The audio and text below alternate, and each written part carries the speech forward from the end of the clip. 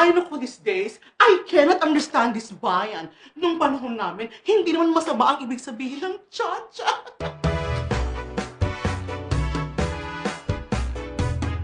Alam mo, may ibig sabihin ng bawat step ng cha-cha. Step 1, put your right foot forward. Ibig sabihin, tinatansya mo ang tubig. Or better yet, ipapasok mo ba ang puso mo sa masalimot na mundo ng love? Step 2, this second top is crucial. Dahil sinasabi mo sa partner mo, ready, papasok ako. Step 3, ihakbang mo papasok ang iyong left, di magugulat siya. But that is exactly the point. And then, you make him habol, habol, habol, habol, habol. Step 4, iti-take mo na back step ang iyong left foot na ganyan.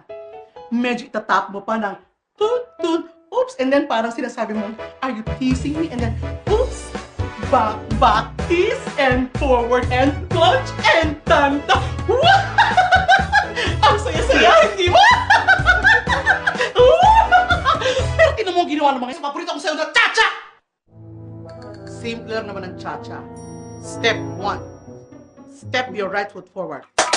Yan ang senyas mo sa mga allies mo kung ready na sila, ha? You can wink at one congressman. Or maybe 2. No more than 3, ha? Ibig sabihin yan, pag nag-tap rin sila ng kanilang right foot, everybody's ready, ha? Magulo. May krisis. Pagkatapos, ipapasok mo ang cha-cha ng disimulado. Step 2.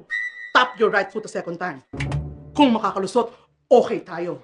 Bago papasukin ang big step 3, ipasok natin sa gitna ng impeachment. Impeachment? Gumawa tayo ng ingay.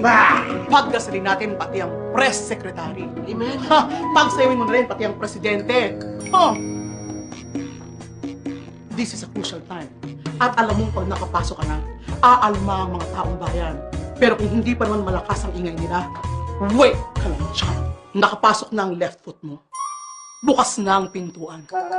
Kapag umalma ang mga obispo, ang mga negosyante, at saka ang mga taong bayan, at saka ka umatras.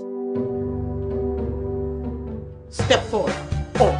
Loko. Hayaan mo lang na magkaroon ng iskandalo hanggang sa mawala ang focus sa'yo. Ganyan lang ng ganyan. Paulit-ulit hanggang sa makalusot. Yan ang cha-cha naming mga kongresista. Akala mo makakaisa ka pa, baboy ka? Subukan mong humakbang uli nang makita mong hinahanap mong cha-cha. Ang lakas ng loob mo, ha? Hoy! Tapos na ang revolusyon. Tapos na ang mga protesta nyo. Ang mga taong bayan ngayon, mga tanga. Ang mga magagaling, nagsipag-abroad na.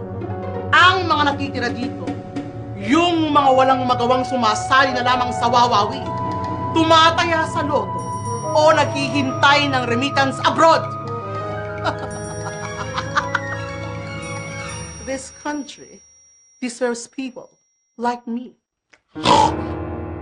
Isang araw, magugulat ka na lang. Matanda ka na pala. Kami, nandito pa rin. Over my dead body! Over my dead body daw. Ibigay ang gusto ng gaga. Last step. Pag hindi talaga umubra ang cha-cha, edi, emergency rule. Magulo ang mundo eh. Edi, burahin muna. 1, 2, 3. Bura!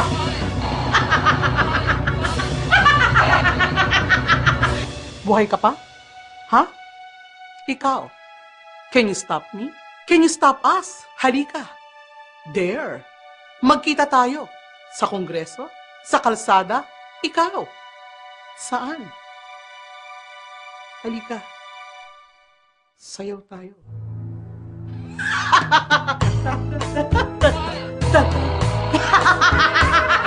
Yes, the president.